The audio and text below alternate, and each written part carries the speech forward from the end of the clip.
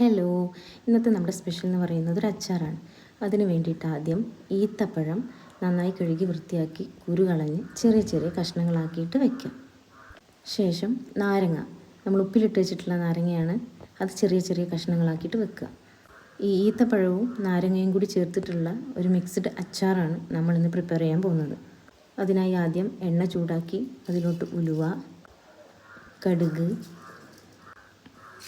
കറിവേപ്പില, ഇഞ്ചി, വെളുത്തുള്ളി, ചെറിയ ജീരകം എന്നിവ ചേർത്ത് നന്നായിട്ട് ഇളക്കി കൊടുക്കുക. ശേഷം മുളക് പൊടി, മഞ്ഞൾപ്പൊടി, കായപ്പൊടി എന്നിവ ചേർത്തിട്ട് ഇളക്കി കൊടുക്കുക. അതിലോട്ട് വിനാഗിരി ചേർക്കുക,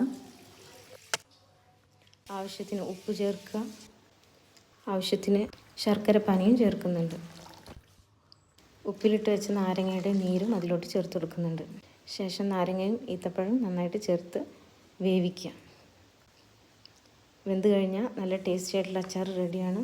എല്ലാവരും ട്രൈ ചെയ്ത് നോക്കുക. സൂപ്പർ.